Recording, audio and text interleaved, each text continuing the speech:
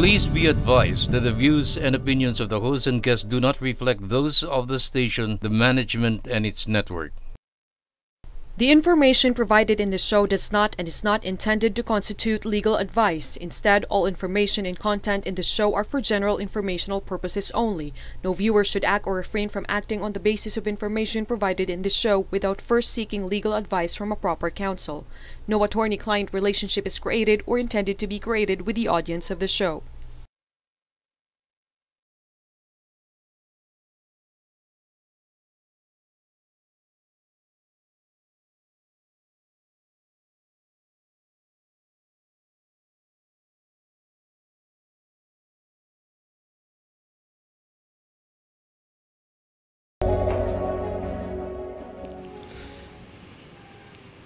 Good day mga kauntahan. Welcome sa last episode ng People's Court. Hindi po last episode of the entire show, yes. But last episode ng People's Court for the month of October 2023. Ang bilis talaga ng panahon. Parang isang iglap lang tapos na ang month of October and papasok na sa November 2023. It's me again, ang inyong abogado, Attorney Al Jumrani, at syempre hindi pwedeng mawala ang katandem natin na si Judge Jing Oyenko Nolasco. Hi Judge Jing. Hello Attorney Al at sa lahat po ng ating mga kahuntahan. Welcome po to another episode of People's Court. At gaya nga po ng sinabi ni Attorney Al, last episode for October lang po, hindi ibig sabihin na last episode totally. Hindi po, matagal pa po tayong magkakasama. It's me again, former Judge Jing Oyenko Nolasco, and yun na nga, I agree with what you said, Attorney Al, na ang bilis talaga ng panahon, di ba? At alam mo naman, basta na pag-uusapan ng ang bilis ng panahon, I can't help but think, again, yung paborito nating linya from that Gloria Estefan song na, Time flies when you're having fun, o, di ba? Or in our case, pag sobrang busy, di ba? Although, may nga, nabasa ko somewhere na mas maganda raw gamitin yung term na productive kesa sa busy. Ayun, interesting. Bakit kaya mas okay daw ang word na productive kesa busy, Judge? Kasi raw, pag productive, ang ibig sabihin nun, may natatapos ka, may na-achieve ka. Eh yung busy parang, okay, busy ka lang. Kaya dun yata nanggaling yung term na busy-busyhan. So parang marami kang ginagawa pero wala ka namang na-accomplish. Eh sa atin kasi parang mas proper pa rin yung term nga na productive. Kasi nga, marami tayong ginagawa and then marami tayong na-accomplish naman, di ba? Tama. So tayo, productive nga, hindi lang basta busy. Correct. Pero yung alam mo yung iba sasabi nila busy, para siyang dismissive. Oo, na hindi ka pwede magtanong sa kanya, o hindi ka pwede humingi ng pabor kasi busy siya. Ayun. Pero sana po, no matter how busy, productive, or hectic you are, you will always find time to watch People's Court, mga kauntahan. Dahil as you know naman po, every episode ng People's Court ay talaga namang siksik, liglig, at umaapaw sa legal information. That's so true, Attorney Al. No? Talaga namang highly informative ang bawat episode ng People's Court. Kagaya na lang ng ating last episode on the basics of life insurance with Attorney Maria Sheila Garcia Falquerabao. Now let us watch the highlights from that episode. Roll VTR. Para sa ating mga kahuntahan, lalo na sa mga breadwinners, kung sakali na na-approach kayo ng mga financial advisor or insurance agent, huwag kayong mag-hesitate na kausapin sila or huwag nyo silang isin-zone kasi it's also for your benefit. Pwede kayong magpa-assess sa kanila and para malaman nyo yung best options nyo. Huwag nyong hintayin na dumating yung time na gusto nyong magpa-insured pero ang sasabihin sa inyo ng insurance agent ay hindi ka na-insurable. Thank you to our production team for the highlights video. At maraming salamat, of course, sa ating student na si Attorney Sheila sa simple at maliwanag niyang discussion tungkol sa life insurance. Now, Judge Jing, ano ang takeaways o pabaon mo from that episode? Thank you, Attorney Al. But before that, magpapasalamat din muna ako kay Attorney Sheila for guesting in our show and for enlightening our kahuntahans about life insurance. Thank you again, Attorney Sheila. Now, yung paalala ko from that episode is that hanggang maaga po, kumuha po kayo ng life insurance, no? Kahit po sa umpisa, ay yung pinaka-basic lang muna, kung yun lang talaga ang kaya, which is the term life insurance. Yun. Para naman po, pag may nangyari sa inyo, wag naman po sana, knock on wood, kahit papano po ay may iiwanan kayo para sa inyong mga pamilya. Hindi lang sa pantusto sa kanila, pati na rin po sa pambayad sa estate tax na na-discuss natin dati with Attorney Boying Chavez. At yung mga millennials at Gen Z natin mga kahuntahan, pag kumikita na kayo, kumuha na po kayo agad ng life insurance dahil the earlier you start, the lower the premium. Pero syempre, kumuha po kayo sa mga reputable insurance companies para masigurado naman na hindi po masasayang ang binabayad nyong premiums. So, what about you, Attorney Al? Thanks, Judge, for your practical advice to our countahans, which is true talaga, di ba? Kasi nga po, halimbawa, kung yung panganay ni Judge Jing na nasa early 20s pa lang ang kukuha ng life insurance, sigurado mas mababa ang premium niya as compared to Judge Jing who is in her early 50s na. Ay, naku talaga na grabe ka maka-early 50s, Sorry. May tono pang gano'n. Attorney Al naman, 51 Parang pa lang naman ako. Early 50s Grabe ka na. Next year pa ako pag 52 na, pwede na yun na sabihin na early 50s. ganun ba Pero yun? hindi pa 51, di ba? Okay, so pag 52, Yun na nga. yun na yun, early 50s. Pero pag 51, hindi pa early 50s yun. Dapat, hindi pa, di ba? Okay. Kasi nga, barely 50 pa lang yun, no? Ayun. Oo. Okay, so 51 to 53, early 50s na yun. Okay. Pag So, hindi- 54 to ganun ba? 56, mid-50s. Kung 57 to 59, ayun, late 50s. Ganun. O, sige na nga. Early 50s na akong early 50s. So, ikaw, mid-40s ka na, ganun. Grabe, mid-40s na ba? Hindi. Pagbase sa nararamdaman ko, late 20s pa lang. Kung yan ang basihan, ganun din ako. Ano ka? Late 20s din. Late 20s. Oo, diba? But for purposes of securing a life insurance, hindi naman yung emotional age ay nararamdaman natin yung kino-consider, no? Kundi yung actual age talaga, Attorney Al. So anyway, pwede mo na ipagpatuloy Yes, ang sige. discussion mo earlier about the premium to be paid by my panganay as compared to what I will pay at my age. Okay. Na early 50s, in-emphasize mo pa. Sige na nga. Ayun na nga. early 50s. Nakalimutan ko tuloy sasabihin ko. Nasaan na ba ako? Ayan. So sign na hindi po ako late 20s, kundi mid-40s na talaga dahil makalimutin na. Okay talaga. Okay. Actually, may mga vitamin supplements para dyan, Attorney Al. Inom ka. Inom ka na rin, no? Yung pampaano ng memory. But anyway, you were comparing the premiums to be paid. I see. Okay. So as I was saying, before nag-react si Judge Jing sa sinabi ko na nasa early 50s na siya, assume po natin mga kauntahan na both si Judge Jing at her current age of 51 years old and yung panganay niya na si Barry at the age of 23 years old get an insurance policy for the same face value and coverage na, let's say, 1 million pesos.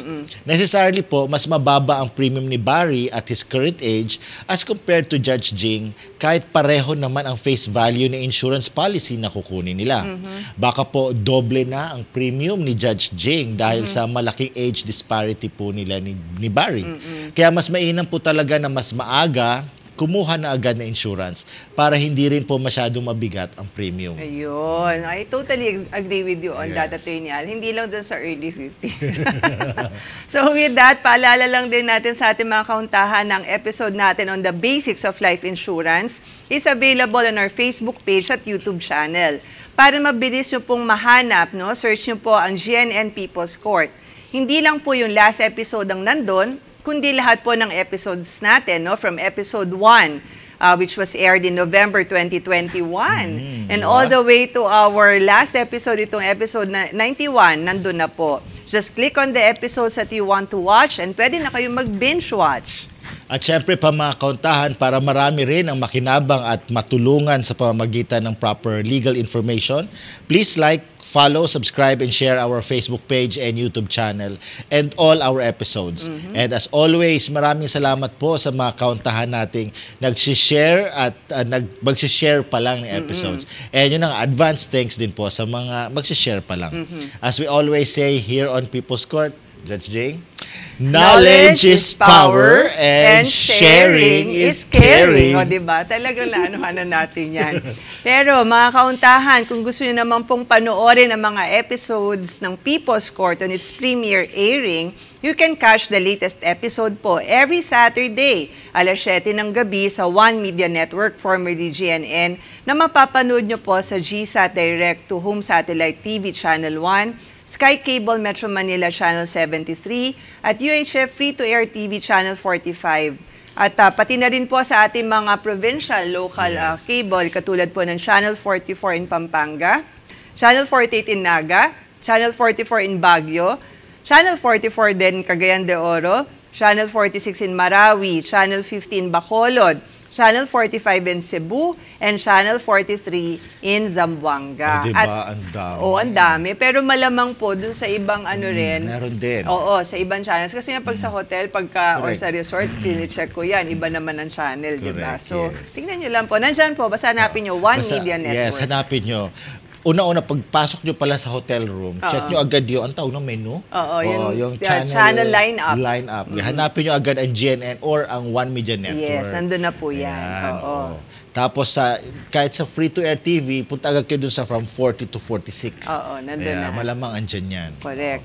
Kung hindi nyo naman po napanood ang premiere airing na episode, may replays po ang latest episode ng People's Court on different times of the day and night for the entire week bago premiere airing uli for the next episode. Yes, mga kahuntahan. Actually, natanong nga ako dyan parang ang tanong is, kailan daw ba yung replace natin for the entire week? Sabi ko po, different times of the day and night kasi marami naman siya. So yun, basta po nakatuto kayo sa One Media Network, we are sure na mapapanood nyo po ang latest episode ng People's Court. Correct. And mga kahuntahan, kung wala po kayong cable provider or nag-iisip magpalit ng cable provider, please consider po GSAT, kung saan may access po kayo not only to the other exciting homegrown shows of One Media Network, katulad po ng People's Court, kundi pati na rin po sa iba pang local and international channels. For information and installation, please visit po www.gsat.asia o di kaya naman po, bisitahin niyo po ang social media accounts ng GSAT, katulad po ng Facebook page na at GSAT Direct TV. And with that, it's time for our special shout-out sa mga piling mga kauntahan natin sa YouTube at Facebook.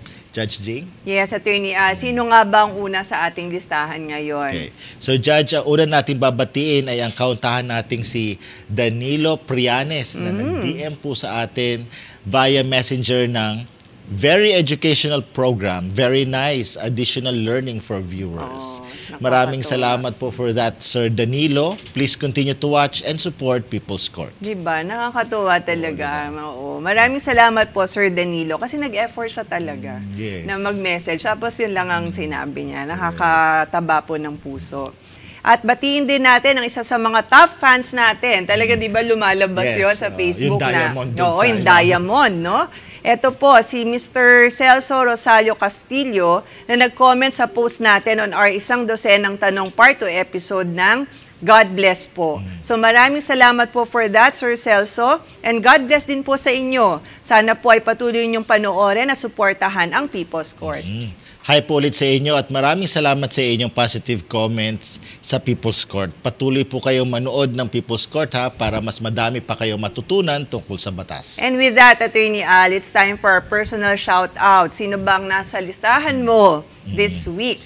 Okay, thank you, Judge Jing. So, for today's episode, gusto ko batiin ng belated happy birthday si IBP Bohol Chapter President, Attorney Julius Gregory B. Delgado II, o kumpleto yan Oo nga. who celebrated his birthday last October 21, 2023. At special mention ko siya kasi I'm thankful for Attorney Greg for inviting me again to lecture sa kanilang MCLE event next week. Okay. Ayan, the first time I lectured for IBP Bohol, it was back in 2021 at online pa. Now, makikita at makakasalamuha ko na sila in person, ang mga miyembro at kasapi ng IBP Bohol. Pero I understand, pati rin from Cebu, Dumaguete, meron din atin. Ayun. So, kaya see you next week, Attorney Greg, 10 ng iyong mga kasama sa IBP Bohol Chapter. Ikaw naman, Judge Jing. Okay, happy birthday muna kay Attorney Greg at sana ay maimbitahan din ako sa IBP Bohol Chapter. Iba for the DAR naman yan. Ako naman, mag-special shoutout ako kina Judge JJ ng Nueva Ecija na na-meet ko ulit after several years nung nag-facilitator ako sa JCEP, yun yung Judicial Career Enhancement Program, ng iba't ibang judges, RTC judges, mostly mga executive judges, doon sa PhilJA sa Tagaytay. Kasi kaka-resume lang ulit ng in-person na JCEP. So, ang inuna nila, yung mga selected executive judges. Kasi sabi agad ni Judge JJ, matagal kami hindi nagkita, sabi niya, nanonood ako lagi ng show nyo. Sabi niya gano'n. So, nakakatuwa naman. So, maraming salamat for that, Judge JJ. At yun na nga, sabi ko sa kanya, baka naman pwede ka naming maimbitahan din. Sabi niya, malayo. Kasi layo niya nga naman. Oo, pero yun na, sabi niya, don't worry, ako basta manonood ako lagi dun sa show nyo. So, again, hello sa iyo, Judge JJ. At ang isa pa ay kay kay Attorney Dave Ballesteros naman. Ito naman si Attorney Dave, taga-PhilJA, Philippine Judicial Academy. At yun, sinabi niya rin, nung nakita kami ulit, sabi niya, Judge, lagi pa rin kitang napapanood. Napapanood kong People's Court sa Fitness First. So, nakakatuwa kasi nga yung isang TV raw doon, sa Fitness First, naka-station na talaga. Kumbaga, exclusive sa One Media Network. So thanks for letting us know, Attorney Dave, and please continue to work out at Fitness First para mapanood mo kami, o diba? And of course, maraming salamat sa Fitness First for the support not only to People's Court, but also to One Media Network by ensuring that one of its TVs doon sa mga iba-ibang branches nila is tuned in on One Media Network. Correct. At least, yung mga nag-workout sa Fitness First, hindi na nag-i-improve ang physical health nila, no? By working out, nadadagdagan din ang legal information nila by watching People's Court. So again, thank you, Judge JJ, and thank you, Attorney Dave. At sa Fitness First. Yes. Diba? So thank you sa Fitness First for that. I confirm that, Judge, kasi yung student ko din, lagi nag-workout sa Fitness First at naka-tune in nga daw ang ilan sa mga TV nila sa People's Court. Diba? So, hello kay Migs Borromeo. Ayan. Sana nice. po ipagpatuloy nyo ang suporta sa People's Court and One Media Network. And maraming salamat din kina Judge JJ and Attorney Dave for watching People's Court. And with that, pwede na tayong mag-topic reveal, Attorney Al. Yes, Judge. Mga kauntahan, alam nyo naman po na we endeavor to bring you timely topics. And today's topic is no exception. Napapanahon din po ito dahil ito po ay isa sa mga recent judicial reforms projects na ating Korte Suprema na ang layunin po ay magkaroon tayo ng easier access to justice, lalo na ang mga nasa laylayan ng lipunan, ika nga. At bukod pa ron, layunin din po na mapabilis ang pagtakbo ng tinatawag na wheels of justice. Dahil sabi nga po, justice delayed is justice denied. Oh, tama. That's so true, Attorney Al. Na mapalad nga po tayo na ating Korte Suprema has been really proactive in the past years, no? Notwithstanding the pandemic, especially under the leadership of our incumbent Chief Justice, the Honorable Alexander Gesmundo, na talaga namang patuloy na nag-iisip ng mga pamamaraan para mag-improve ang delivery ng justice sa ating mga kahuntahan. At kasama niya rin, of course, sa endeavor na yon ang iba pang miyembro ng ating Supreme Court at lahat ng mga nakikreate ng mga technical working groups. Nakasama ka rin doon. That's right, Judge. So mga kauntahan, ang pag-uusapan po natin today is tungkol sa new rule on summary procedure na nag-take effect last year. Ano po ba itong summary procedure? Kailan ito nag-a-apply at ginagamit? Aling korte ang mag-a-apply or saang korte ito mag-a-apply at para sa anong mga kaso? At para tulungan tayo sa discussion, mapalad po tayo na isang hukom po ang magpapaliwanag nito sa atin, mga kahuntahan. And we are truly thankful to our special guest na kahit po hectic ang schedule niya, napaunlakan ang ating imbitasyon na makasama natin siya ngayon. At returning guest po ng ating special guest, yes, Balik Bayan or Balik People's Court. Yan, At syempre, like always po, abangan nyo din po ang dalawang tanong na sasagutin namin ni Judge Jing sa second segment. Malay nyo po, ang sasagutin namin ay tanong nyo. Kaya mga kauntahan, dyan lang po kayo dahil magbabalik pa ang People's Court.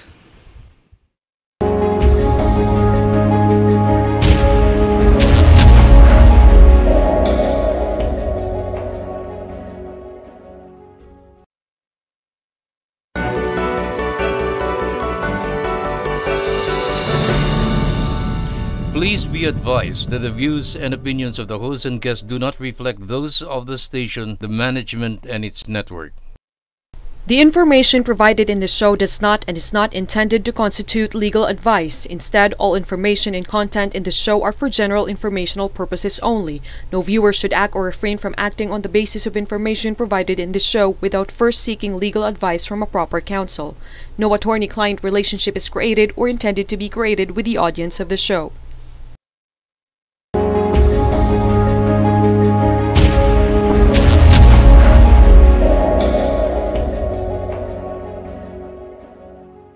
Welcome back to People's Court, or Legally Speaking segment, mga kahuntahan. Ako po ulit, si Jing Uyenko Nolasco, isang dating hukom.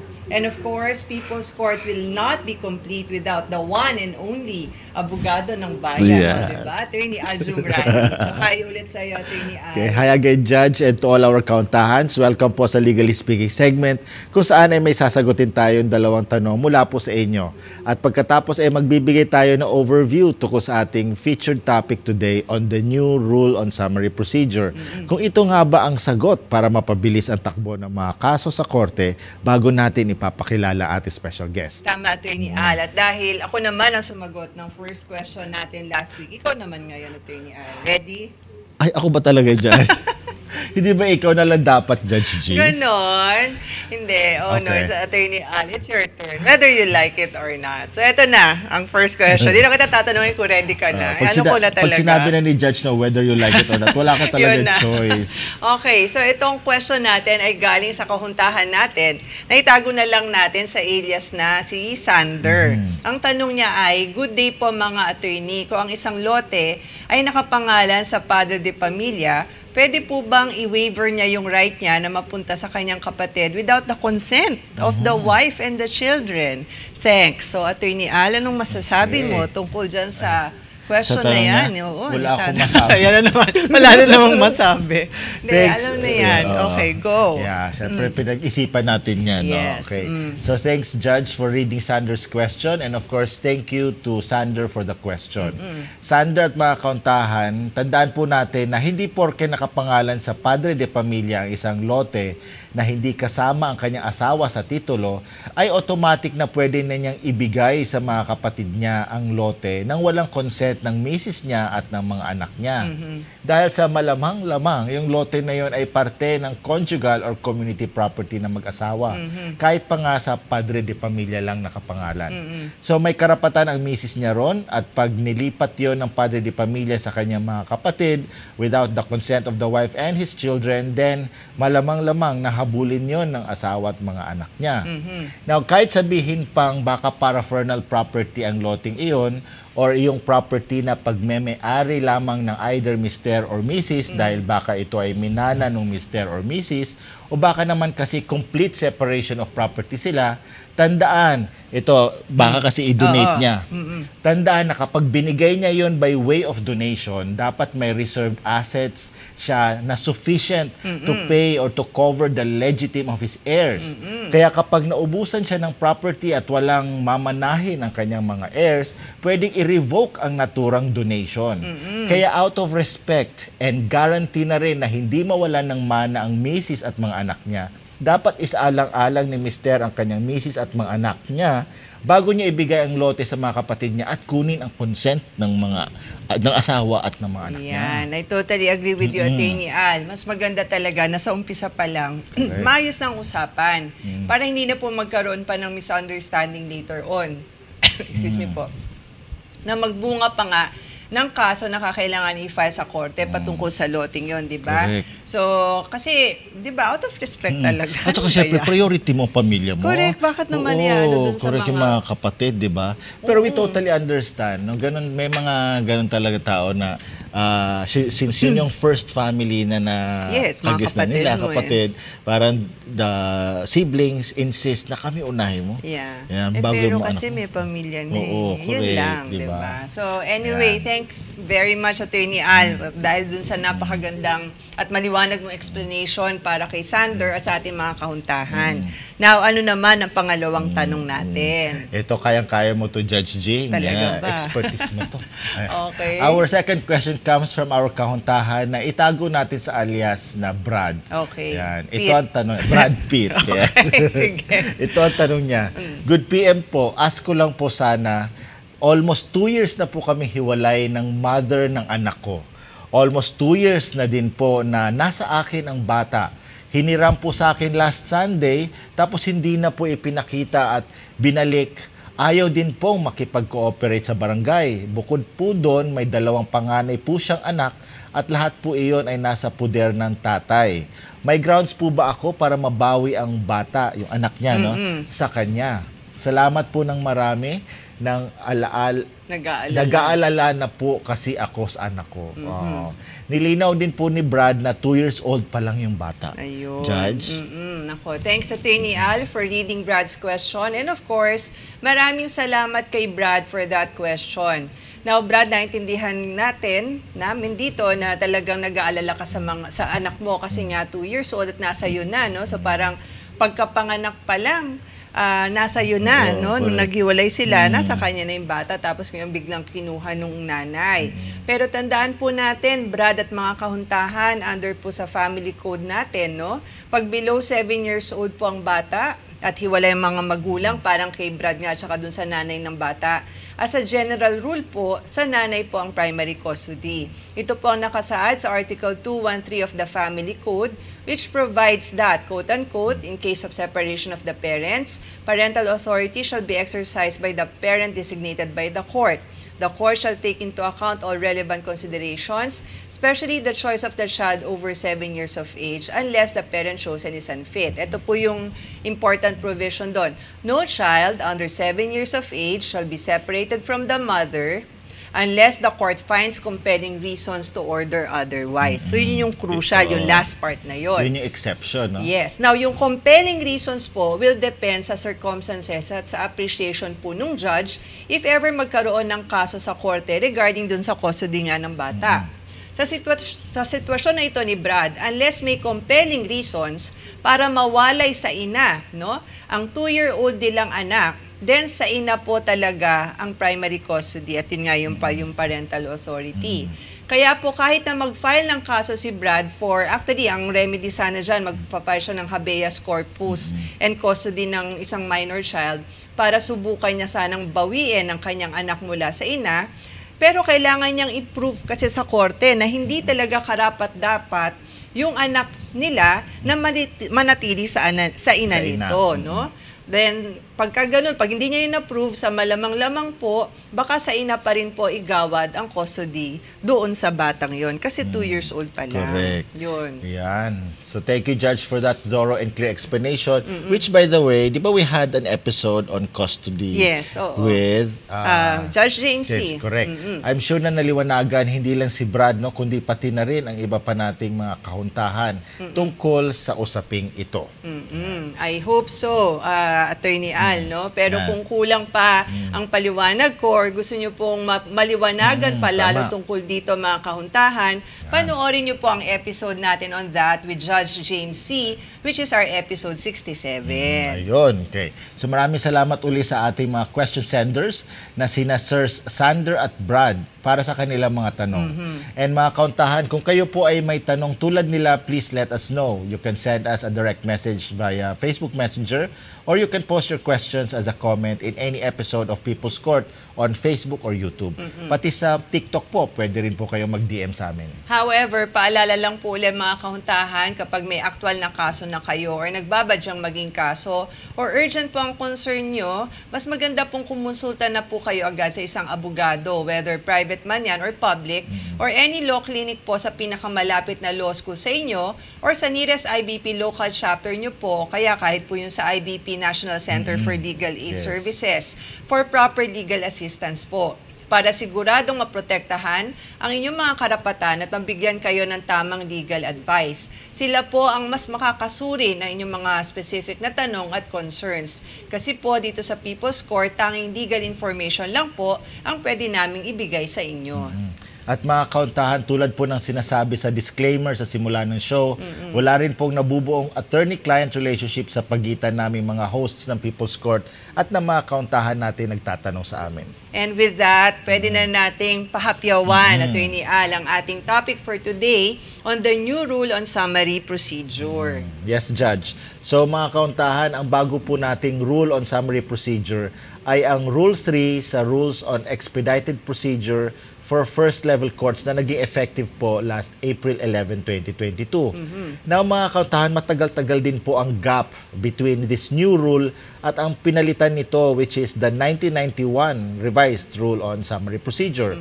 So mga 31 years na din, diba, Judge, mga kautahan? Tama, that's right, Attorney Al. 31 years, imagine that. Kaya nga it's about time na talaga namang ma-revise at ma-update ito, no? Which was what the Supreme Court did in 2022. Now, bakit nga ba summary ang tawag dito? Ano bang ibig sabihin ng summary from a legal standpoint? Kasi baka ang konsepto natin ng summary ay yung parang natututunan natin sa school, especially pag pinag-prepare tayo ng book report, diba? Which should contain the summary of what we read. Or in Filipino, yung buod na tinatawag. In other words, pag summary, pinaiigsi. So pagdating sa korte, ganun din po ang general meaning pag iisang kaso. Ang isang kaso ay under sa Rules on Summary Procedure. Para mapabilis ang takbo ng isang kaso, di ba, Judge Jing? Yes, Attorney Al. But without sacrificing quality and substance, syempre. So kahit pinaigsi siya, kailangan pa rin hindi masacrifice nga yung sustansya ng kaso. Kasi nga, pagka puro speed lang naman, no, baka naman hindi mabigyan ng proper opportunity ang mga partido na maiayos ang presentation ng cases nila. Kaya nga maganda itong new rule and summary procedure natin kasi it strikes an almost perfect balance between speed and quality. Sana all, di ba? Diba? Na pwede mong pagsabayin yung speed with quality. Now, may question ako sa iyo, Attorney Al. Ayan na naman, tanong na naman. Alam mo naman, may tayo. Akala ko baka dalawa lang pag second segment. Hindi. Teka muna, ako may tanong sa iyo sa personal experience. So, hindi to galing sa kauntahan. Okay, sige. What's your question? Ito, nakahawak ka na ba ng case under summary procedure, whether under the 1991 version or itong bago nating version na 2022? And how was it? Yan lang, sharing lang. Ikaw naman. Meron ako nahawakan. Na kaso under the rules on summary procedure, under the 1991 rules on summary procedure. Ejectment case yun. At isa yun sa mga una ko nahawakan sa Gancayco and Balasbas Law Office. Now, nag-submit lang kami ng pleadings. Nag-submit ng magkabilang pleadings ang both parties, no? Pero dahil summary procedure, ejectment, so nagsettle ang parties. Kaya nagkaroon lang ng judgment based on a compromise agreement. Mas napabilis pa. Pero nakapag-submit kami ng required pleadings, pati position paper. Talaga? Tapos saka nag-settle? Oo, saka kami nag-settle. Kasi nag-move na. Siguro dahil nga takot din ng parties na hindi makuha yung gusto. Sa part din namin, gusto rin ng client namin na ma-waive yung mga interest on the arrears. Sa part din naman na makuha lang yung property. So yun, after the submission of all pleadings, we proposed and submitted a compromise. So hindi na ni-rule ni Judge based on the compromise na lang. That's good, no? Kasi mas mabilis nga. Pag ang parties talaga nag-sit down to talk, tapos honest to goodness, di ba? Mas maganda, mas malamang-lamang magkaroon ng amicable settlement. At yun na nga, judgment by compromise na lang. Correct, diba? True. So ikaw naman, Judge Jing, ano ang, for sure naman, dami-dami mong kaso na hinawakan dahil nga, ang tagal mo rin as a first. Correct. So ano ang pinaka-memorable mong kaso under summary procedure? Kasi nga, since I'm sure na ang daming dumaan sa yung summary procedure cases nung first level court judge ka pa lang. Well, Attorney Al, sa dami nga ng mga kasong under summary procedure na dumaan sa akin sa almost 5 years. So 4.5 to 5 years ko sa first level court. Ang hirap na tandaan ng any particular case, no? Kasi nga parang siguro, thousands na siguro. Grabe, dami. Sa akin. Pero merong isang unlawful detainer case na siguro ito yung pinaka-memorable na I hope matandaan ng lawyer involved na yung lesson, kumbaga lesson learned, no? Na tinuruan mo talaga.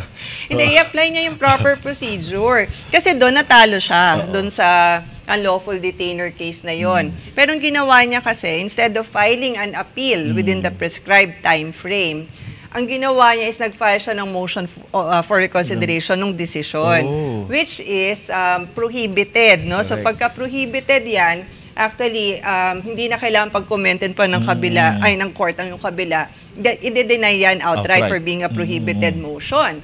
So ako naman, as soon as I received the MR, I immediately denied it outright, no, for being a prohibited pleading nga. Tapos pina-personal service ko kaagad-agad doon sa lawyer kasi doon din naman siya, taga Las Piñas.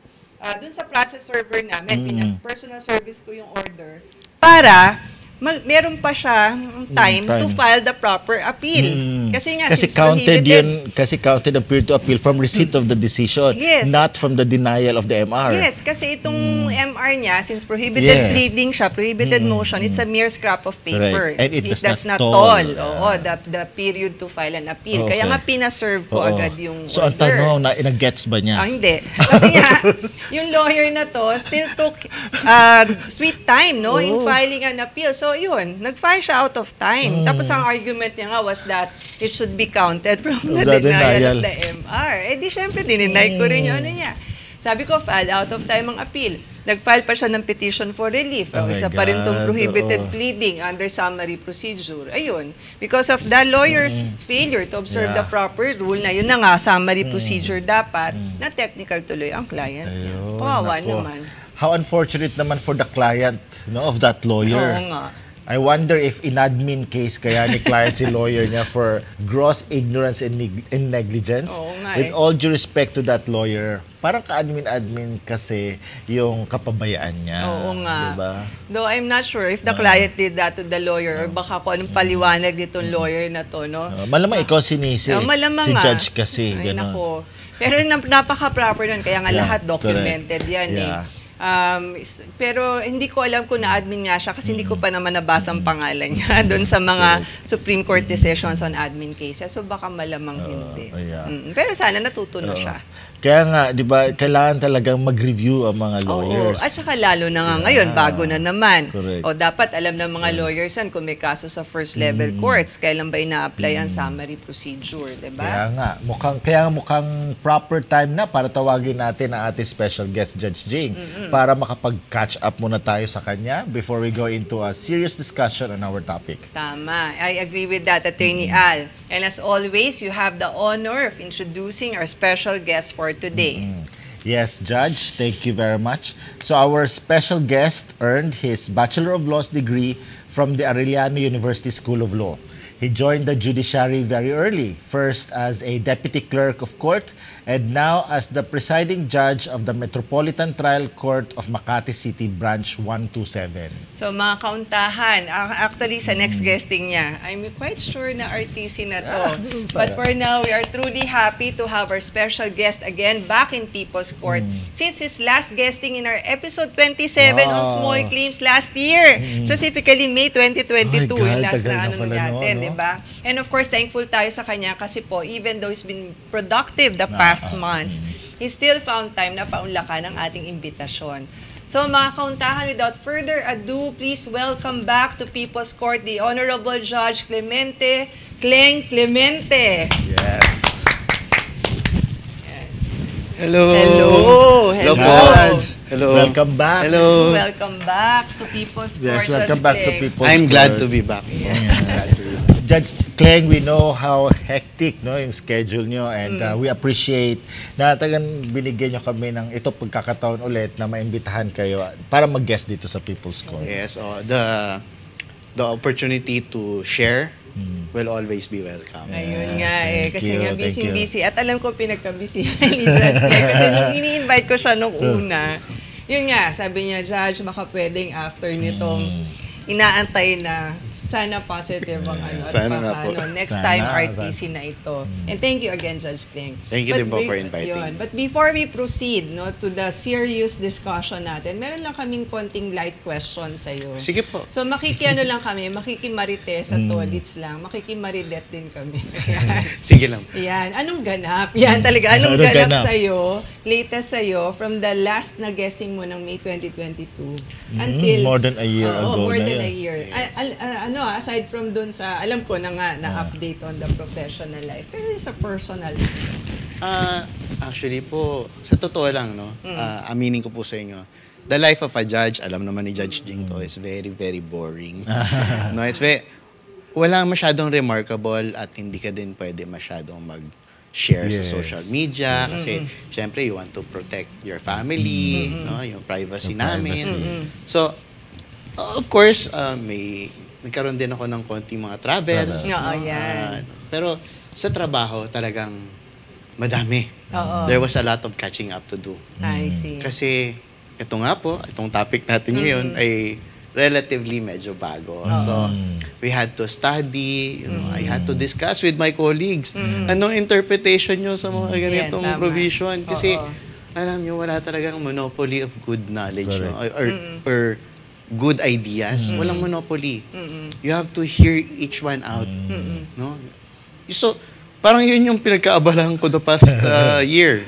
No? Mag-aral ng new rules, trying to adjust between mamaya naman mapag-uusapan din natin yung mga challenges na that comes with having new rules. Pero yun lang, generally ako sa totoo lang, kahit nag-undergo ako noon, Judge Jing, hindi pa natin pwede pag-usapan hanggang wala pa resulta. Sa totoo lang po, I am very happy where I am. Because I know this is where God put me. Nice. Ito po yung greatest blessing ko sa buhay ko, na makamit ko yung aking pangarap na maging huwes. Yan lang po. Kung meron pa pong hinaharap na pag-akyat o paglipat, more blessings po yun. I will accept it kapag binigay po ni Lord. Ang ganda naman. Nakaka-inspire. Ayan. So, thank you very much, Judge Kleng. No, as always, you inspire us to both about the law at saka about sa buhay din. Thank you very much po. Yes, thank you. So, thank you very much for filling us in, Judge Kleng. Now, let's have a quick break bago tayo mag-real talk on the new rule on summary procedure. Kaya please continue watching mga kauntahan. Magbabalik pa ang People's Court.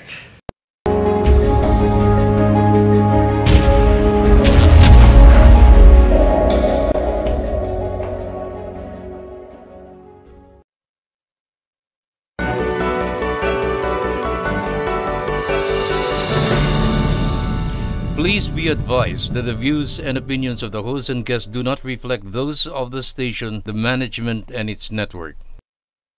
The information provided in this show does not and is not intended to constitute legal advice. Instead, all information and content in this show are for general informational purposes only. No viewer should act or refrain from acting on the basis of information provided in this show without first seeking legal advice from a proper counsel.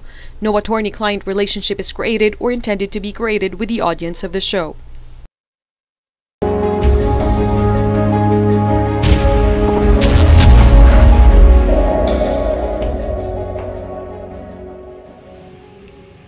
Hello po ulit mga kauntahan. Welcome to the Amicus Curiae, ang third segment ng People's Court.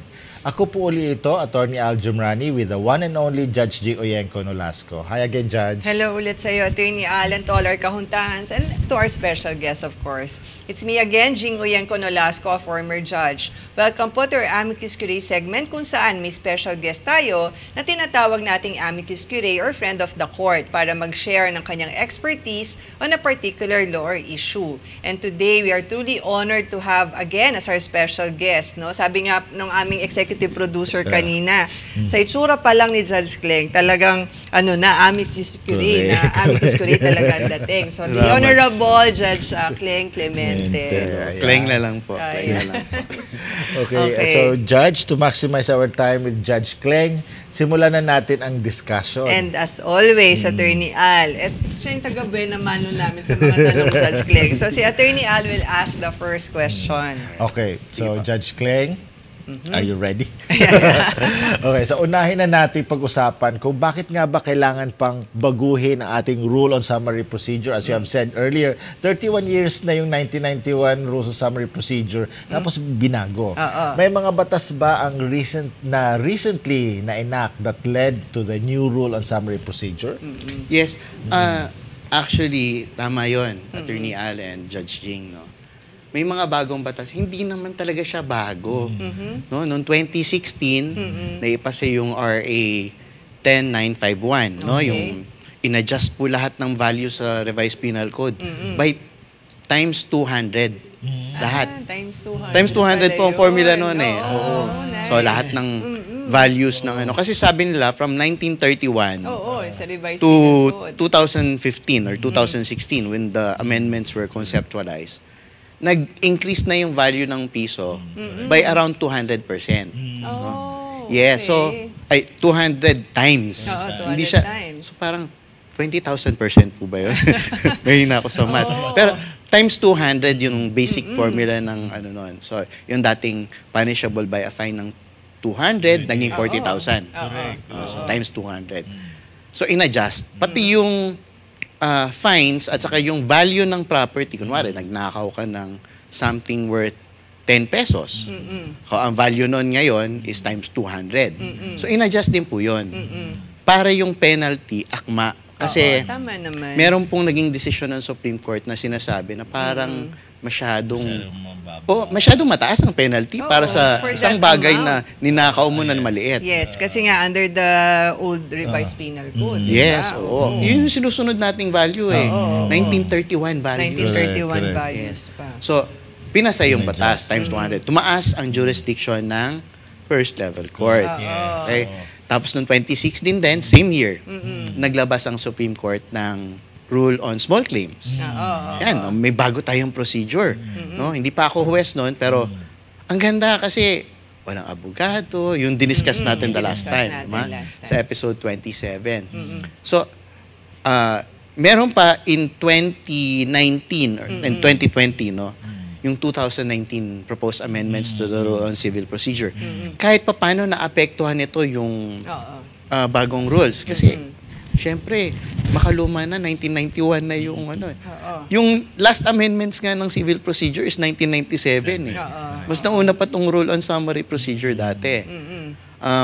Tapos meron ding pinasa yung 11576, RA 11576, yung in-adjust naman yung jurisdiction ng first level courts again, no, to increase it to 2 million for basic money claims, no, and yung ating jurisdiction sa real actions, 400,000 na yung assessed value. Dati 20,000 and 50,000 lang. Diba? So, kinailangan, no, na magpasa ng bagong rule on summary procedure para umakma sa mga bagong batas. Alam ko din, meron din mga Supreme Court decisions na nakonsidera sa pagre-revisa nung rule on summary procedure now, as we know it, no? So, ito yung mga na research ko na mga batas at saka rules na somehow affected yung kaya ano naman, justified talaga yung pag-update natin, yung pagkakaroon natin ng bagong rule on summary procedure. Mas maganda talaga. Now, Judge Cleng, let's talk about the applicability ng new rule on summary procedure. Saang korte ba ito applicable at para sa anong mga klaseng kaso? So, paki-enumerate naman yung mga civil and criminal cases na sakop nito para sa enlightenment ng ating mga kahuntahan. Kasi baka isipin nila, yung bagong rule. Actually, baka akala nila lahat ng korte at hindi lang limited to some courts. Yun. So, pakipaliwanag na lang, Judge Cleng. Sige po. Yung unang tanong, saang korte to? First level courts po. No? Tinatawag natin pag may nakita kayo, Metropolitan Trial Court. Ano pa? Municipal Trial Court in Cities. Yan, MTCC. Yung Municipal Circuit Trial Courts, MCTC, at yung Municipal Trial Courts. Yan po yung ating collectively tinatawag na first level courts. So, doon po ako nabibilang ngayon. No? First level courts lang po applicable. Hindi to applicable sa regional trial court. Pwera lang po sa isang pagkakataon. Yes. Kailan? Sa rule on appeal. Ayan, tama. Mamaya, pag-uusapan po natin yan mamaya. No? Sa rule on appeal. Kasi, kailangan i-apply po ng RTC yung rules sa summary procedure on appeal. Na mamaya natin siguro i-discuss kapag mas maganda yung discussion natin sa features ng bagong batas. Pero yung mga kaso naman. Yung covered na kaso, sisimplehan ko lang po para yung unang-unang talaga sa enumeration is yung ejectment. Yung ibang tao ang tawag dyan, injectment. Kasi siguro mali yung rinig nila kay Attorney Haga o kaya kay Attorney Batas Mauricio. May nag-file sa akin injectment. Pero ejectment, no? Forcible entry and unlawful detainer cases. Kapag pinapaalis ka sa property within a period of 1 year from the time of unlawful possession or forcible taking. No? So, ejectment cases, regardless kung magkano ang amount of actual damages na kiniklaim mo. So, yan po yung unang-una natin sa listahan. Ang pangalawa po natin ay yung money claims, no? Except maritime and admiralty, except yung papasok sa small claims, syempre kasi may special rules po doon. And except yung probate, no? Civil cases po yan. Lahat ng civil cases, sabi, all civil cases, except ito pong tatlong sinabi ko. Small claims, admiralty or maritime cases, and probate. No? Yan po, hindi papasok sa small claims yan. Sa summary procedure. Pero meron tayong amount doon. Ano yung May amount is 2 million. Oh, yun. Okay, 2 million so yung pesos. kasi diba small claims is up to 1M. Oo, 1M. So yung between 1M to 2M, rules of summary procedure yun? Yes. Sagad na po yung jurisdiction ng court ng MTC sa rule on summary procedure. Kumbaga, kung money claims ang pinag-uusapan, wala na pong regular procedure na pinag-uusapan. Yan. Okay, tama. So, yun po yung civil cases natin. Yung pangatlo po dyan, yung actions for damages. Yan. 6 po yan, no? Actual or compensatory, no? Moral damages, exemplary damages, nominal and temperate damages. So kapag yan po yung action nyo, kasi yung iba po kasi na may mix up yung cause of action sa type of action. Yes. Meron po kasing action for damages that is based on quasi-delic. Yes. So, iniisip ng iba, ay hindi yan summary kasi quasi-delic eh. Ay hindi, pero ang cause of action mo pa rin, cause of action mo different from your type of action. Tama. So, it is still an action for damages. May sinisingil ka na daños perwisyo. Tama. So, ang amount, 2 million. 2 million. Yan. 2 million action for damages. No? Ang pang-apat natin dyan sa classification, ito, medyo bago to. No? Enforcement ng barangay settlement or arbitral award. Okay. Medyo technical yung kasi kailangan walang execution within a period of 6 months from the time na na-receive mo yung arbitral award or from the time na yung obligasyon mo dapat ginawa mo na. Medyo technical, no? Pero pasok dito yung barangay, pero ang amount po natin doon dapat mag-exceed ng 1 million at hindi lalagpas ng 2 million. Okay. So, yun po yung Meron din po tayong action na kapag natalbugan ka ng cheque. Tapos, bago yan. ayaw mo naman ipakulong o ayaw mo naman, di ba, maging kriminal yung kaso. Kasi, parang naawa ka dun sa may utang sa'yo. Pwede mo i-file dito. Ito, regardless of the amount.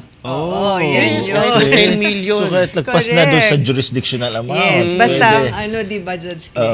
Ang source basta ang source of the obligation is the bounce check. Yes. Okay. Pero kapag ka-file mo under the rules of summary procedure as a civil case, it bars the filing of the BP22 case, criminal case? Hindi po. Or isasabay mo talaga yon? It doesn't bar it. May iba-iba po yung schools of thought eh. Kasi sa totoo lang, kapag inuna mo yung civil action, tapos nag-institute ka ng criminal action, which is not barred. Okay. No? Tama. Pag sinunod mo yung rule on prejudicial question, dapat masuspend yung criminal action until matapos yung Pero meron pong iba na nagsasabi, dapat yung civil action ng masuspend. Kasi there must be a determination of the guilt. Correct. Kasi mas higher ang quantum of evidence pagdating sa criminal kaysa sa civil. So, yun po yung natin. Pero I would stick with the first school of thought kasi mas klaro po yung rule on prejudicial question. Ang problema lang po kasi natin, parang mahirap i-apply ang suspension of proceedings sa summary procedure. Ang BP22 na criminal po, summary procedure din po yun. Kaya di ba, Judge Clay, nakalagay, paano pagka naisipan naman nitong complainant, nag-institute na siya ng civil case for collection na based doon sa bouncing check. Tapos naisipan niya, ay hindi, gusto ko ng i-BP22 ito. Criminal case na. Ayaw magbayad no? Ayaw magbayad. Sige, pakulong ko na lang ako. Yan. Paano mangyayari ngayon doon? Yun nga po, pwedeng i-institute yung criminal action. yung Yung pwedeng dalawa. mangyari, ang Oo. pwedeng mangyari, ipa-consolidate. Yun. Actually, under the rules, pwede. pagsasalinin po yun. Yes. Kaso lang, ang consolidation po, it's based on the discretion also of the court. Kasi kung malalim na masyado yung kasong civil, Ayan. tapos pasimula pa lang yung kasong kriminal, Oo. parang ang hirap naman pagsalinin. Correct. Kasi iba po ang requirements ng Yes, summary sa criminal, procedure na yeah. civil at saka Sa summary summary procedure na procedure sa criminal. May trial pa rin po tayo sa criminal. Tama, So civil tama. wala eh. Tama.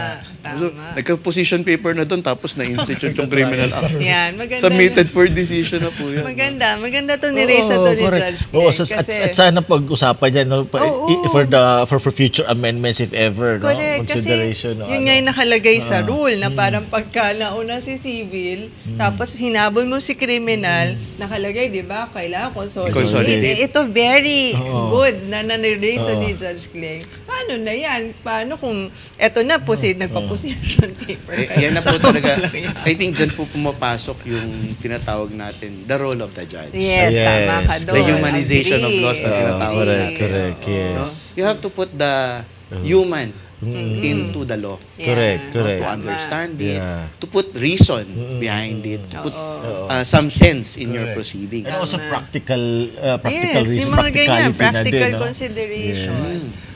Yung criminal cases naman, Judge Clay. Criminal cases po, yun. Violation ng batas trapiko, Okay, oo. at violation ng rental law, violation ng municipal or city ordinances, no? Kahit ano po yan, no? Kasi may limit naman yung ating local government code sa pag-impose ng penalties Penalty, doon. correct. Violation ng BP22, no? Na pag-usapan na natin.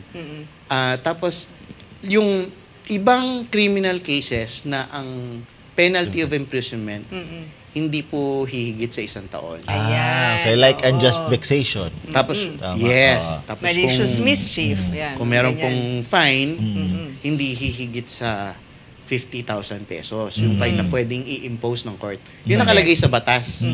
No? Kasi yun nakalagay sa batas, yung pwedeng i-impose, maximum na Yes, pwedeng okay. i-impose ng Oo, court. oo. No?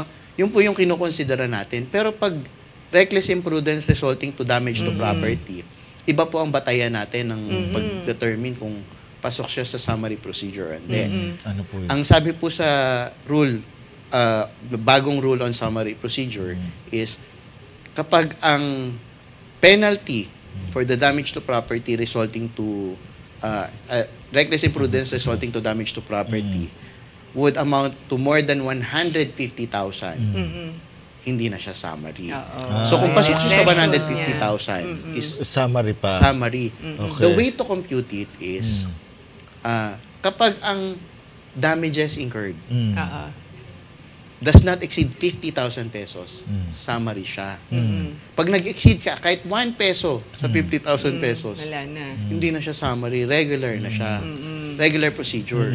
Bakit ganun? Kasi sabi sa Article 365, in reckless imprudence resulting to damage to property, the court may impose a fine not to exceed 3 times. Equivalent to the value, but not to exceed 3 Three times times. Yes, true. Of the the actual damage. actual damages So, that kaya- was caused by the... Up to 150 lang, 1,000 Yes. kasi times 3. medyo technical, no? Pero sa totoo lang, yung prosecutor naman yung nagde-determine nun. Pagdating sa court, Kung saan nila ipa-file Kung kasi. ano, yung amount trained of na kami damages. para Yeah. actually yung mga clerks pa lang namin Alam trained na. na kung paano i-determine kung summary o hindi. Oo. Kino-confirm namin yun. Yes, tama. correct. Ayun. Okay, next. Ang So, galing. Judge Craig, no, since nabanggit na namin kayo na kaya summary ang tawag dito ay dahil layunin nitong mapabilis ang takbo ng isang kaso. Specifically, pakipaliwanag naman sa ating mga kauntahan kung paano nga ba pinapabilis ng new rule on summary procedure ang takbo ng isang kaso as compared to a case being tried under regular procedure o kaya ng small claims, di ba? Oo, yan. Apo, yan. Sa civil cases muna po tayo. Okay. No? Sa civil cases. Kasi sa civil cases, iba talaga yung takbo niya sa criminal case. Sa civil case, pag sinunod mo yung actual timeline ng rules, in 6 or 7 months, may decision. Na. Decision Oh, na. Pagka-file, Pagka-file, in 6 to 7 months pagka-file, tapos dapat ang kaso. No? Barring any unforeseen delays. 6 to 7 months. Bakit 6 to 7 months? Minsan umabot ng 7 months kasi nagja-JDR pa. Okay. Pero pag walang JDR, kasi discretionary na ang JDR ngayon sa civil cases. Pag walang JDR, 6 months.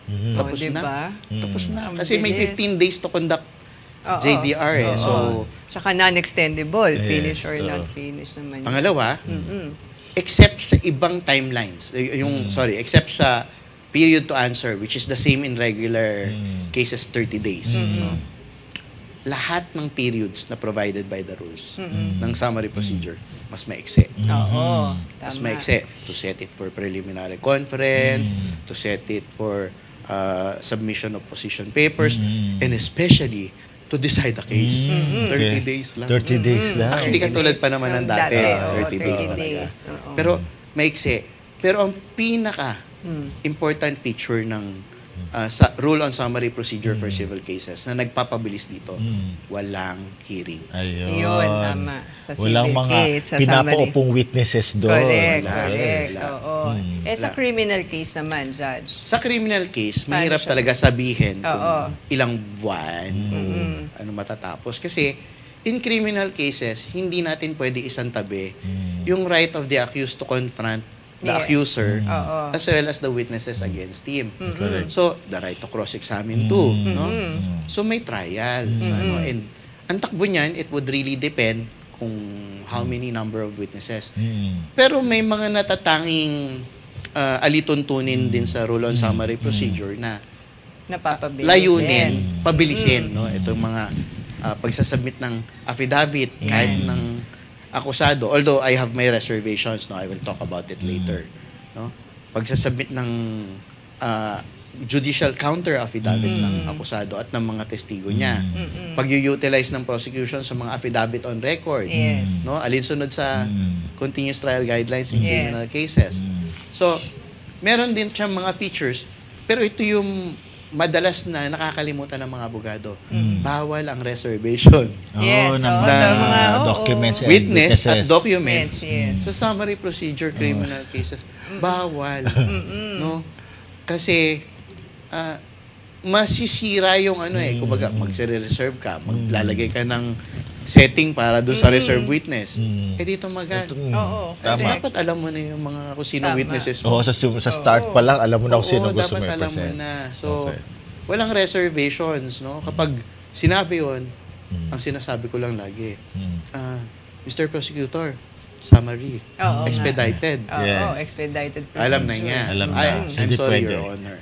Baka nakakalimutan, akala niya siguro regular procedure. Yung promulgation, Judge Kleng, yung period to decide and promulgate a decision in a criminal case. Pareho din sa civil case. 30 days. Ayan. Kaya mas maigsi. Kahit 4 volumes yan. 30 days. Although, realistically naman, ang Supreme Court, kapag nagsabi ka na masyadong mahaba ang mga testimonya dito, madaming dokumento, bibigyan ka naman ng panahon na extension dun sa 30 days. Pero dapat tingin mo, mas maaga. Yes, you will be administratively liable for delay. Not following the rules. Tama. Kumbaga, comply, and then request for extension, ano na lang yung exception na lang. Yes, exception na talaga. Tama. Correct. Okay, yan. Now, Judge Kleng, paano naman nag-level up itong bago nating rule as compared to the 1991 version, no? Na parang ano ba yung mga improvements na napansin mo or nakita mo dito sa bago nating rule on summary procedure na masasabi mo talagang improvement siya, no, doon sa 1991 version natin? Actually, nag-level up yung trabaho ng mga judges. Ano yun? Totoo na may halong biro. Totoo yun kasi talagang madami kaming kailangan gawin bago pa magsimula yung kaso. Pagkatanggap pa lang, titingnan mo na, prescribed na ba to? May jurisdiction ka ba? Tama ba yung action? Kasi yung iba, action publishan na pala. Tapos na yung 1 year. From the last demand. Kasi meron po tayong tinatawag na yung the doctrine of reiteration of demand, no? Decision po to ng Supreme Court na kapag ang demand mo is a mere reiteration Of of the your previous original demand. demand. So, It ika-count does mo not from the toll. original. Yes, so it does not Hindi toll pala the from the one. last Na-extend. demand. Hindi. O di ba sa Rule Pagka 70 is the Oo. 1-year period counted from the last demand? Oo, pero yun na nga, because of dapat that this case. demand is a new cause, no? Dapat. Yes, may Hindi decision po si pwedeng- Chief Justice I see, Peralta po nice. ang Okay. nag-decide nung case na Wow, yon na interesting. from the original, ni-reiterate mo lang. Oo. Ang counting of the 1-year period should be from the original demand. Dapat may palabo ka muna dun sa last kasi ang mga demand lawyers mo. kasi ginagawa, sige, Yes. issue tayo ng bagong demand para lang pasok sa ejectment pa rin. Oo. Yun na nga, kaya nagkaroon ng bagong ruling ng ganito. Okay. Oo, so okay. yan yung mga kailangan mo tingnan. Di ba? Siyempre, bubusisiin mo lahat. Okay. Pati yung mga affidavit, pati yung mga attachments. Tapos, titingnan mo din yung mga verification, certification against ano. Okay. Ang dami talagang, ano. So, ang katotohanan, Nag-level up. kailangan magle-level up talaga yung trabaho ng judge. Pero sa totoo lang, maganda naman kasi madidismiss mo kagad eh. Yes. Kapag ano. Judge, may follow-up question ako. Is this only in the rules and summary procedure that the court can motu proprio consider the grounds for dismissal or resolution? Or pati na rin ba ngayon sa regular procedure, gano'n na rin ang gagawin ng mga judges? Or maghihintay lang na erase yun nung parties? We must distinguish po, no? Kasi meron po tayong tinatawag na four Yeah, the non-waivable non-waivable defenses. Yes. Lack of jurisdiction over the subject matter, prescription, res judicata, Yes. litis pendentia. Apat po to. Na kahit hindi po erase, motu proprio. Pwede yan po. Kahit sa Pwede. regular Okay. cases. Kahit sa Alright. regular. yes. Pero sa regular cases, kapag hindi ni-raise yung affirmative defense, o kasi wala na po motion to dismiss. Yes, kaya wala nga. na. Pag hindi ni-raise yung affirmative defense, except on those four grounds, waive. Waived. Okay. Waive yung condition precedent, Yes. lack of barangay conciliation, yung mga ano, Extinguishment of lack of obligation. jurisdiction over the person. Ang extinguishment, medyo ticklish po yan. Kasi pwede mo sigurong erase yan kahit non-waivable. Kahit later on in the proceedings para lang ipakita, nabayad mo na, alam naman pagbayarin ka pa ulit. Correct, correct. Magiging unjust enrichment yun. Okay. So, kunwari, bayad na, pinapabayaran, ano. Pero kung extinguishment, prescription, yung ibang grounds, Non-waivable naman yan. Okay. Ako, ang dami pa natin Oo. dapat i-cover, kaya Correct. lang mukhang we're, nape-press for Correct. time. So, ano ba, last question tayo. Yeah. Ikaw, Siguro Atty. yung last Al. question is that with a year no since kasi di ba more than 1 year na siya since the new rules of summary procedure at sabi nyo nga you have been actively applying the rules. Meron pa bang room for improvement? Okay na ba siya? Or is there still may mga kailangan pa rin ayusin or improve sa rules of summary procedure? Personally po, no, I still have struggles kasi magkahalo po yung criminal cases, magkahalo yung vista ng regular, yung old summary, tapos yung new summary. Oo nga, no? So minsan, Nakakalito. nakakalito. Pero yun, kung calendar mo, Ayos naka-highlight, naman. expedited, Yes. Okay. ma-take note mo naman. Kaso lang minsan din, nakakalimutan. So, yung room for improvement, marami pa po. No? Pero may isa kasi ako na yung very, very close to my heart. No?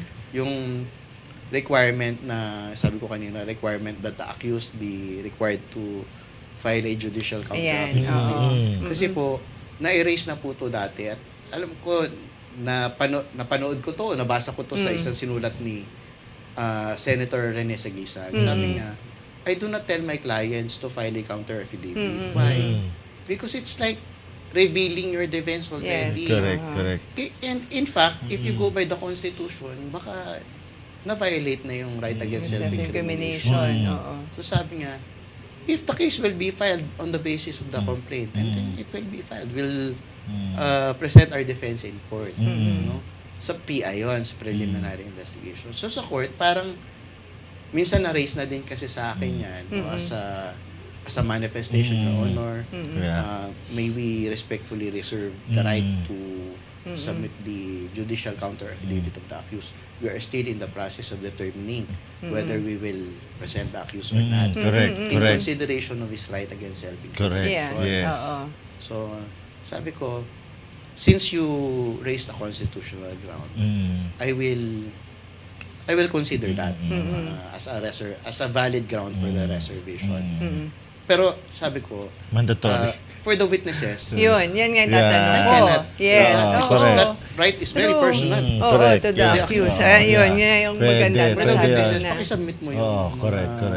What are the sanctions ba, Judge? Pag hindi ka nag-submit ng counter affidavit, judicial affidavit? Ako nakalagay sa waive the right to present the evidence and the witness. Oo nga, pero parang hindi siya dapat mag-apply nga naman. Sa Doon sa accused, accused. correct. Diba? Kasi For the accused, baka pwede lang i-consider na i-restudy ito or i-recalibrate din to a certain extent, no? Kasi mahirap. Kasi may school of thought na hindi naman siya violation kasi until hindi pa pine-present yung accused, that is not testimonial. Correct. Pero what is the purpose of an affidavit in criminal cases?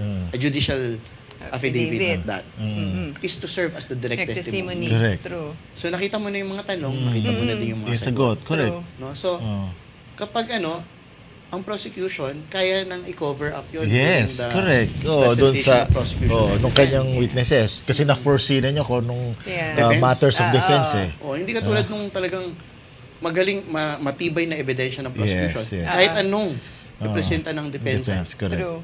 Matibay ang prosecution. Kasi nga, burden of proof is on the di prosecution. ba? Correct. Never ships. Saka may constitutional presumption of innocence. Ako, napakaganda. Correct. Ang Ayan. dami natin natutunan today.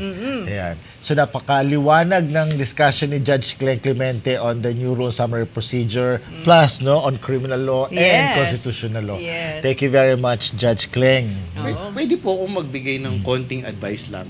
Yes, of course. Actually, yun na. Well, Papunta actually, na nga yes, ako doon. Magpapasalamat ako sa'yo. And then I will give you the floor. Please address our kahuntans for your last pabaon kung meron man. Yan. Sige, Once again, I thank you for inviting me and to be able to share this. Sabi nyo, sharing is caring. Ito po ang sharing ko sa inyo, mga nanonood. Kung kayo po ay makatanggap, kung kayo po ay defendant o accused, may matanggap po kayo mula sa husgado na dokumento na may katagang summary procedure. Lahat po yan kasi kailangan nakalagay summary procedure. Yes. Pag nakita nyo po yun, agad-agad pumunta po kayo sa abogado. Very good. At magkonsulta na po kayo kasi time is of the essence po. Napakahalaga kasi 30 days to answer. Yung accused po, 10 days lang to file the judicial counter affidavit. Correct. And the affidavit of witnesses. And the attachments, the evidence. Correct. So, sa totoo lang, napakaiksi po ng panahon. No? So, kung ang kababayaan nyo, ang sabi po doon, kapag hindi nyo na-file yun, wala extension. So, mawawala ang depensa nyo. Hindi kayo makakasagot. Kung makasagot man kayo, walang ebidensya. Hindi din mako-consider. So, agad-agad po, kumonsulta po kayo sa abogado kasi kusuhin nyo para hindi po mawala yung depensa nyo dahil sa hindi nyo alam or may kapabayaan po kayo. Hindi po natin pwede sisihin ng abogado na doon And lastly, sa mga abogado also, sa mga abogado, sana po wag nyo mamasamain pag sinabi ko sa inyo, mag-aral po kayo ng bagong rules. Iba na po yung rules na dati. Actually, kahit yung dati, may nagpapail pa rin po ng motion for reconsideration sa criminal cases. Bawal na nga. Hindi po na totoo yung period to appeal. Yes. Tuloy-tuloy po tumatakbo yun. Mauubos yun. Dahil sa pag-file ng motion for reconsideration. Correct. Kawawa naman ang akusado. Correct. Akusado yun. Oo nga. So yun lang naman po, talagang agad-agaran po to. Kaya time is of the essence. Tandaan niyo po yan. Pag may tatanggap kayo na may nakalagay, summary procedure. Ayan, okay. Correct. So yan, so ang galing-galing talaga ni Judge Cleng. Tama. So yan, rules on summary procedure, rules on ASAP procedure yan. Tama, ASAP. Tama ka doon, ASAP talaga. Ayan, so parang yun ang magandang title natin, ASAP. Diba? Summary procedure, diba? O yan, oo. Judge Cleng, sana pumayag kayo ulit pag in-invite namin kayo, ha? Oo. the invitation will always be welcome. Basta po available talaga. Alam ni Judge Jing yan. Oo, at lalo na ngayon, pinagpe-pray natin na sa next na guesting niya sa atin, RTC. Diba? With God's grace, talagang kasama mo kami mananalangin for that, Judge Kling. And again, thank you very much. And mga kahuntahan, fortunately, that's all the time that we have for now. Maraming salamat po sa inyong panonood at pagtangkilik. Ako po muli si former Judge Jing Uyenko Nolasco. At ako naman po, si Attorney Al Jumrani. And of course, samahan niyo po kami ulit mga kahuntahan next week ha, dito sa paborito niyong Legal TV talk show na For the People, By the People, Of the People. This is the People's Court.